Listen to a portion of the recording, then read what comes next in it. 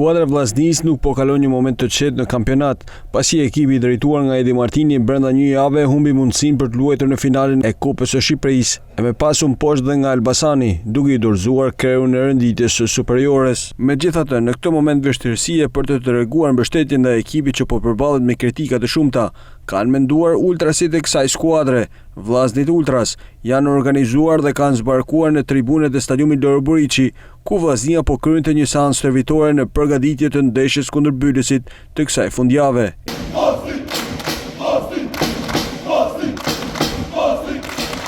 Me kore dhe duar trokitje për ekipin gjatë kësaj seance, ata kanë treguar se janë afër skuadrës dhe në këto momente duke shpresuar që nga fundjava të shohin kthesen që mund shtyjë Vllaznin në rrugën drejt titullit kampion që i mungon prej çerek shekulli.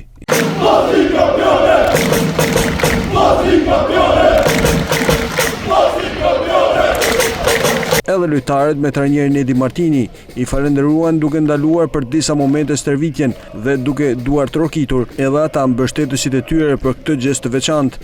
Momenti më prekës i kësaj mbështetje ka qenë ai kur grupimi i tifozëve thirrë në kor emrin e Edi Martinit. Një gjest i tillë ka bërë që trajneri kuqe blu të mos arritë të fshehë emocionet dhe u përlot përballë këtij gjesti. Edi Martini!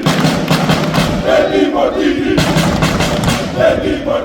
Këto skena tregojnë lidhjen e fortë me skuadrës dhe tifozërisë në një moment kur uniteti dhe motivimi mund të bëjnë diferencën në fazën vendimtare të sezonit dhe në një moment delikat për të bërë kthesën që të ta mbajë Vllaznin në garë për titullin kampion.